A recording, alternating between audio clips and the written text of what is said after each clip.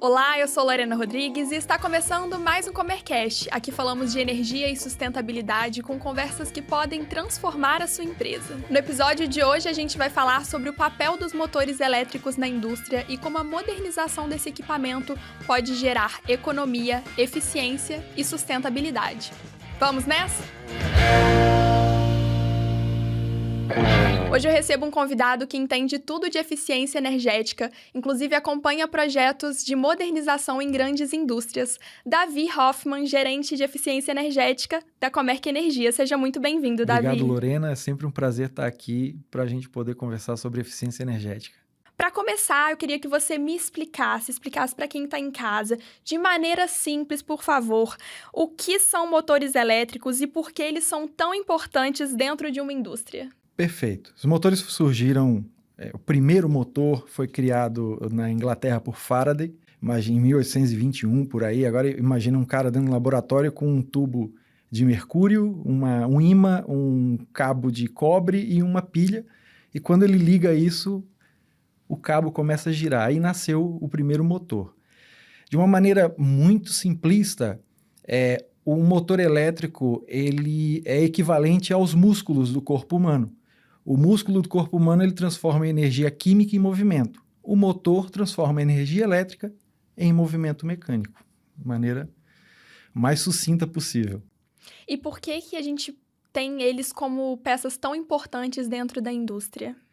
Porque assim como durante muito tempo o vapor, né, foi a energia motriz, né, da indústria e criou praticamente a revolução industrial, nasceu com isso, a gente teve outra revolução que foi a criação de motores a partir de eletricidade. Por que isso é importante? Porque tudo dentro da indústria, e não só a indústria, tá? Um metrô, hoje os carros elétricos, a lava-roupas da nossa casa, tudo tem motor e precisa, qualquer movimento ou um transporte de água, o que quer que seja, vai ter um motor envolvido. Até o nosso ar-condicionado ou o nosso ventilador no verão, né? Entendi. A gente tem os motores no nosso dia a dia, né? Na nossa casa, no nosso trabalho. Às vezes a gente acha que é só um grande motor para uma grande indústria, né? Seu celular tem um motor quando ele vibra. E falando de eficiência energética, por que os motores são uma das maiores oportunidades quando esse é o assunto, eficiência energética? Boa. Cerca de 45% de toda a energia elétrica produzida no mundo é consumida com motores, independente da aplicação, né? Então, só esse fato, ele já traz uma importância significativa em manter esses equipamentos funcionando da maneira mais adequada possível e que isso automaticamente se reflete em eficiência. Então, você tem um grande volume de energia voltado para um único tipo de equipamento, você manter isso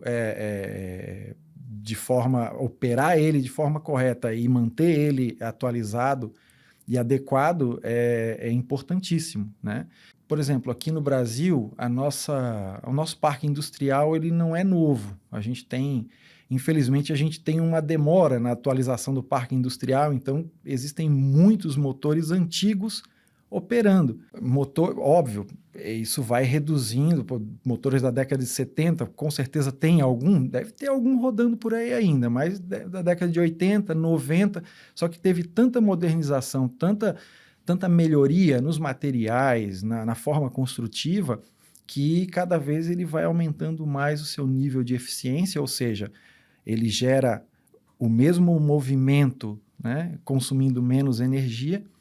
E como o nosso parque é muito antigo, isso traz uma oportunidade imensa de redução de custos na indústria e redução do consumo elétrico como um todo, né? E ainda nessa sua resposta, quais são os principais sinais de que uma indústria precisa trocar os seus motores, modernizar os seus motores? Tem algum ponto de atenção? Tem. Boa pergunta. Eu diria o seguinte, antes de qualquer empresário sair trocando motores, aplicando novas tecnologias, eu gosto muito da abordagem da gestão energética. A gestão energética, ela atua em 3 pilares: pessoas, processos, tecnologia. Então, a primeira coisa que tem que ser avaliado é os meus processos referentes à manutenção e operação do meu parque fabril, eles são bem definidos? Os KPIs estão bem definidos? A forma como eu meço a eficiência é bem definida? O segundo ponto é, eu tendo tudo isso, a minha equipe está treinada, a equipe de operação, a equipe de manutenção, está treinada para seguir esses procedimentos e agregar melhorias a eles? Só isso já vai trazer um grande ganho na operação usando o que existe hoje já instalado. E não tem a ver também só com consumo de energia. Muitas vezes os motores eles estão ligados a sistemas que, se há uma falha, você pode simplesmente derrubar a fábrica inteira. Derrubar, eu digo, parar a produção. E parar a produção em certos tipos de fábrica é 10 vezes pior do que ter um motor ineficiente. É um motor não confiável. Por exemplo, se for uma indústria química, uma refinaria, uma queda, uma parada de uma planta dessa reflete em milhões de reais em produto não acabado sendo queimado num flare, por exemplo, ou milhões em reprocessamento de subprodutos que já estavam prontos para seguir em frente e você precisou reprocessar. Isso envolve gastos, perdas, envolve emissões imensas e muito dos planejamentos estratégicos que a diretoria fez no começo do ano pode ir por água abaixo, quer seja por meta de produção anual, meta de redução de custo por produto acabado ou até mesmo de emissões. E também pode ter um risco bastante severo em certos casos na própria segurança, porque toda parada não programada, intrinsecamente, ela traz um nível de insegurança, né? E falando sobre a troca dos motores, a modernização deles, especificamente de ganhos, quais são os ganhos que você pode citar para incentivar as empresas que estão ouvindo a gente a olharem com mais atenção para os seus motores e possivelmente modernizá-los? Eu vou dividir os motores em 2 grandes grupos, os de baixa tensão, que são aqueles que funcionam em 220 volts, 380 volts, 480 volts, e os de média tensão, que são aqueles que funcionam aí acima de 2.000 volts. Os motores de baixa tensão, pelo menos os mais antigos, eles já apresentam uma eficiência intrínseca a eles já mais baixa do que os mais modernos. Já os motores de média, a gente chama de motores engenheirados, geralmente, eles já nascem com uma eficiência maior, então, às vezes, o ganho do ponto de vista de eficiência não é tão grande. No entanto, conforme o tempo passa, a idade aumenta do motor, ele vai perdendo algumas características e aumentando, vai degradando essa eficiência dele. E, além disso, tem a parte de manutenção, que existe um processo que chama rebobinamento, que cada vez que ocorre um rebobinamento, a eficiência cai. Então, dependendo de como esses sistemas hoje estão operando, você pode ter motores lá que na placa está dizendo que está com 97% de eficiência e às vezes ele está lá já com 90%. E aí quando você troca, você vai para um motor hoje de 98%, coisa parecida, você já tem 8% a menos de energia elétrica consumida para aquele equipamento. Então, resumindo, você tem que observar as condições que esse motor ou aquele equipamento na qual o motor está gerando movimento, uma bomba, um ventilador, se há vibração, se está tendo um aquecimento anormal, né, nos rolamentos, tudo isso faz ter perda de energia, né, de eficiência, além de representar um risco de parada, né? E você tem que avaliar também em motores que estão ligados a bombas e ventiladores, se a vazão que passa por esses equipamentos tem uma variação, porque isso permite aplicar junto ao motor um outro equipamento que é o inversor de frequência, que traz esse conjunto inversor de frequência mais motor, ele traz um ganho de eficiência imbatível, é muito grande, sabe? É coisa de redução de 50%, 60% do consumo elétrico quando você faz essa dobradinha, né? E muitas vezes essa aplicação de inversores de frequência, ela potencializa você não trocar só aquele motor, mas ela às vezes consegue pagar a modernização de todos os outros motores através do saving que você obtém às vezes que um único motor. E quando uma empresa decide modernizar os seus motores com a Comerc, como é que funciona esse processo? Do diagnóstico até a implementação, o que está incluído nesse apoio? Perfeito. A gente sempre vai buscar entender primeiro o contexto do cliente e já também ver o que ele tem de informação. Existem clientes que não têm informação alguma, tem outros que já têm uma documentação e tem outros que já têm dados históricos, né, dos seus motores, trazendo potência consumida, corrente, tensão, muitas vezes a vazão na bomba ou no ventilador, né? Então, essas informações elas são bastante importantes. Então, tem de tudo. Vamos partir para alguém que não tem nada. Então, a gente primeiro vai fazer uma visita na planta, entender como funciona o processo, identificar os motores que ou são mais antigos ou que a manutenção informa que dá mais problemas, né? Motores que apresentam, às vezes, bases que já estão rachadas e são indicativo de que eles vibram. Posteriormente, a gente vai coletar os dados de placa desses motores, quando disponíveis, porque tem alguns tão antigos que a placa já corroeu. E essas informações vão permitir que a gente faça um inventário desses motores e uma pré-qualificação deles para ver qual deles faz sentido trocar e qual deles faz sentido, além de trocar, aplicar um inversor. Então, nessa primeira etapa, a gente faz um estudo preliminar, a gente chama de um estudo de viabilidade técnica e econômica, né, para ver se faz sentido, se esse projeto se paga. Se pagando, então a gente vai para uma segunda etapa, que naqueles clientes que não tem nenhuma medida, nenhuma medição, a gente vai fazer a medição dessas grandezas para poder refinar o estudo, e aí a partir disso a gente já consegue ter uma ideia de saving mais firme. Saving, uma ideia de redução de emissões referente à energia que ele vai deixar de gastar, né? Próxima etapa, a gente busca, junto a fornecedores de motores ou de inversores, os custos e os modelos mais adequados para fazer essa troca. Então, a gente levanta o que a gente chama de CAPEX. CAPEX é o valor total necessário para fazer o projeto. Inclui equipamento, inclui o projeto de engenharia, inclui a montagem, né? Puxar cabo, passar cabo, interligar, muitas vezes questões de tubulação, quando tem uma bomba envolvida, né? O valor completo daquele projeto, né? Exatamente. A gente tem que levantar todo esse custo, que é o valor do investimento.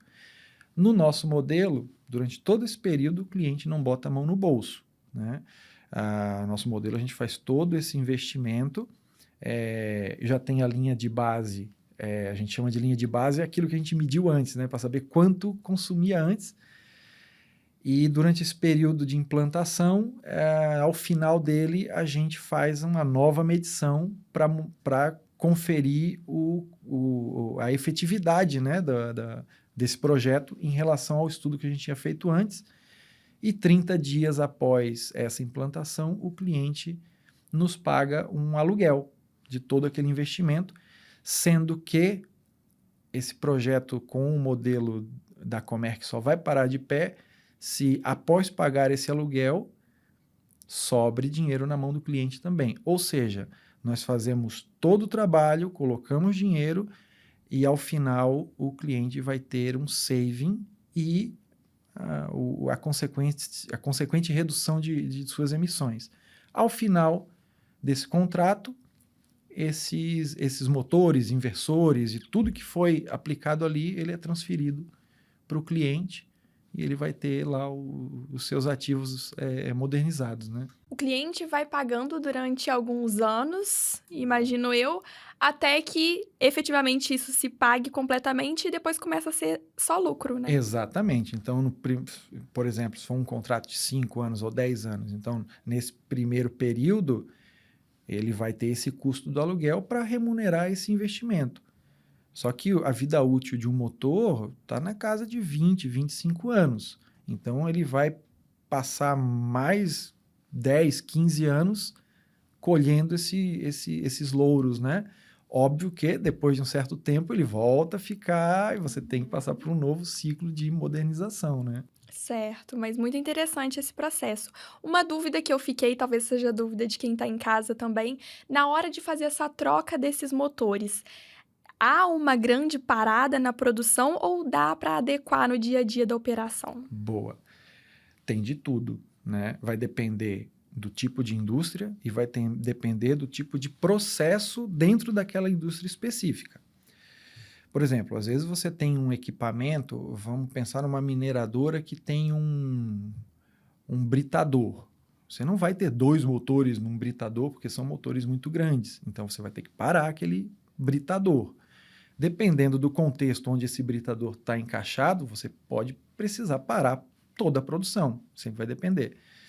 Indústrias de processo, tal qual alimentos, refinaria, de petróleo, né, petroquímica, você costuma ter o que a gente chama de backup. Você sempre tem um conjunto de 2 equipamentos idênticos que, quando um falha, o outro entra. Então, enquanto um está parado, você troca e o outro mantém.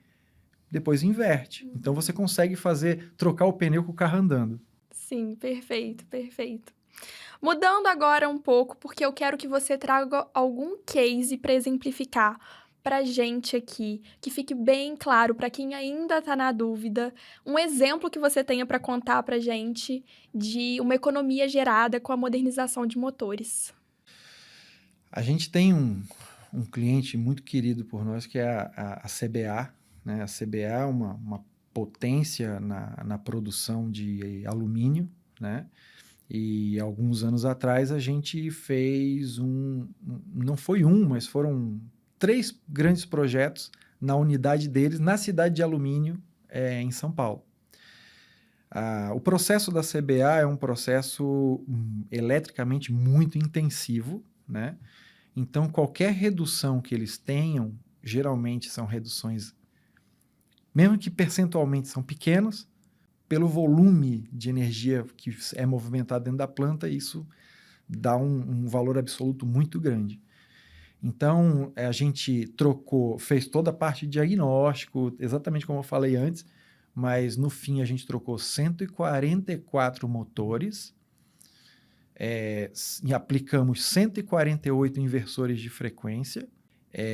Esse foi no primeiro projeto para motores. E junto a isso a gente também trabalhou, estudou o sistema de ar comprimido deles. Tem motor envolvido, mas não é o ator principal, né? São os compressores. A gente trocou 6 compressores por 2, com uma outra tecnologia muito mais eficiente. E trocamos a parte de iluminação de uma parte específica da fábrica. Iluminação é algo interessante. Do ponto de vista de eficiência, o ganho é muito pequeno. Só que numa indústria, é muito mais caro o processo de troca da lâmpada que fica falhando do que o próprio consumo da lâmpada. Então, como as lâmpadas hoje de LED são mais confiáveis, elas têm uma vida útil maior, isso traz um ganho tanto energético quanto de custo, né, dessa troca. Bem, esse conjunto de ações permitiu a CBA poupar em torno de 5 megawatt médio por mês. Isso é muita coisa, tá? E em termos de redução de custo, isso deu na época, em torno de 8 milhões de reais por ano, né? E é um projeto que ele é um ciclo virtuoso. Ele mesmo gera saving para pagar por ele mesmo e sobra dinheiro na mão do cliente, né? Então foi um projeto muito bacana. O time da CBA é um time nota 10. A gente trabalhou muito bem juntos. É um case com certeza de muito sucesso. E aí me surgiu uma outra dúvida aqui. Os ganhos, eles são só financeiros, porque a gente está falando muito disso, ou tem impacto ambiental também?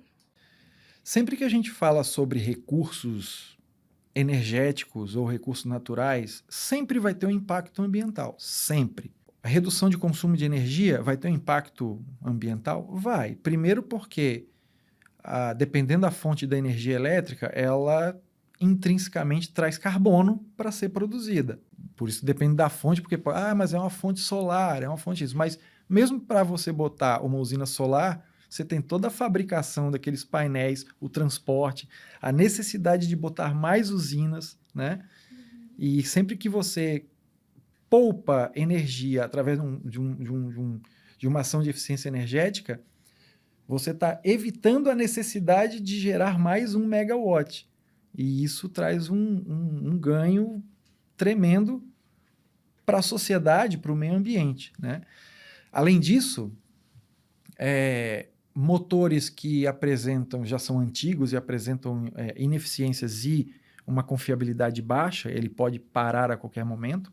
Se ele parar e a planta parar junto e tiver perda de produção, você tem perda de matéria-prima, de produto acabado, que no fim vai parar em um aterro, vai ser reprocessado e gastar mais recurso, ou você vai queimar num flare e isso vai virar emissões. Então, toda atividade em que você consegue ser mais eficiente, você está fazendo o bem do ponto de vista de sustentabilidade e o bem para a sociedade, tornando as nossas indústrias, as nossas atividades mais sustentáveis e mais competitivas, né? Davi, e para a gente fechar, eu queria saber de você o que você gostaria de deixar de mensagem, de recado aqui para quem está nos assistindo e que tem a necessidade de atualizar seus motores, de modernizar, ainda está com aqueles motores antigos na planta e ainda está postergando essa atualização. O que você diria? Primeira coisa eu diria se é uma indústria, que quem está nos assistindo é de uma indústria, prestem atenção na equipe de manutenção. Equipe de manutenção é eficiência energética na prática. Uma boa equipe de manutenção com processos bem definidos, com dados, botar sensor, trazer dados históricos, botar telemetria, porque você sem dados é só alguém com opinião. Isso traz eficiência e vai justificar você identificar, né, os problemas, quais motores ou até outros equipamentos que estão com problema e se antecipar, né? Fazer um bom estudo de viabilidade para saber onde vale a pena ou colocar o seu próprio dinheiro ou chamar a Comerc para colocar o dinheiro da Comerc para botar esse projeto de pé. Esse seria o recado que eu daria para quem está nos assistindo. Muito bom. Davi, então chegamos ao fim. Eu quero muito te agradecer por compartilhar com a gente o seu conhecimento e por mostrar que motores podem ser grandes aliados da eficiência energética nas indústrias. Muito obrigada. Eu que agradeço e fico disponível para conversar em outras vezes. Obrigado. E se você quer saber mais sobre como a Comerc pode apoiar a sua empresa na busca por mais eficiência energética, vamos deixar um link na descrição desse vídeo para você entrar em contato com a gente. Aproveita e segue a Comerc nas redes sociais. Somos Comerc Energia em todas as plataformas. E se estiver assistindo pelo YouTube, aproveite para se inscrever no canal e ativar as notificações para não perder os próximos episódios. Obrigada e até a próxima!